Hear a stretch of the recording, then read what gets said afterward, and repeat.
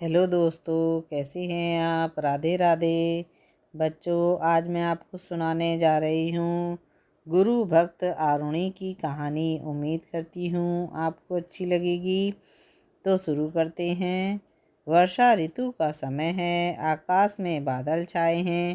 तेज हवाएं चल रही हैं। ऋषि धौम्य अपने आश्रम में चिंता मुद्रा में बैठे हैं। तभी उनका शिष्य आरुणि आता है और उनकी चिंता का कारण पूछता है। ऋषि कहते हैं, आज वर्षा होने की पूरी संभावना है। खेत में वर्षा जल का इकट्ठा होना चाहिए, किंतु अभी तक खेत में मेड़ नहीं बांधी गई हैं। यह सुनकर उनका शिष्य आरुणि मेड़ बनाने के लिए खेत पर जाने की आज्ञा मांगता है। शाम का समय है, अंधेरा होने वाला है, इसलिए ऋषि कुछ संकोच करते हैं। आरुणि के ये कहने पर कि वो मेड़ बांधकर जल्द वापस आ जाएगा, ये सुनकर ऋषि उसे जाने की अनुमति दे देते हैं। कुछ देर बाद उनका दूसरा शिष्य उपमन्यु आता है। ऋषि कहते हैं, अब वर्षा होने वाली है। उपमन्यु उनसे और कहता है, हे गुरुदेव, आप चिंता ना करें। पशुओं का चारा, सूखी लकड़ी और अन्न, इन सब का प्रबंध हो गया है। तभी तेज बारिश शुरू हो जाती है।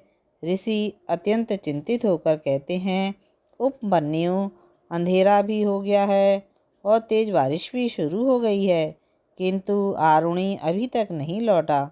दोनों आरुणि को ढूंढने के लिए खेत पर निकल पड़ते हैं। खेत में अत्यधिक अंधेरा और बारिश होने के कारण वे ठीक से देख भी नहीं पाते। ऋषि और उपमन्यु आरुणि को पुकारते हैं।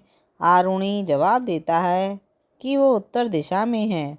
तो दोनों वहाँ जाते हैं तो देखते हैं कि आरुणि एक खेत की मेड़ के पास लेटा हुआ है।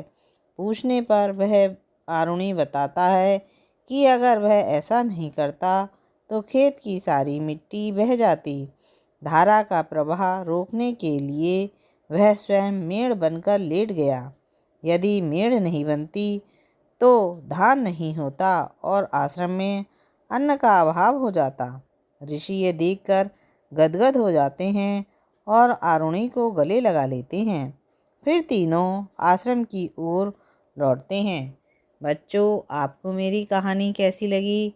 अच्छी लगी तो जल्दी से मेरे चैनल को लाइक कीजिए, शेयर कीजिए और सब्सक्राइब तो बच्चों ज़रूर कीजिए, जिससे कि मैं आपके लिए और नई कहानी लेकर के आऊँ और आपको अच्छी अच्छी कहानियाँ सुनाऊँ।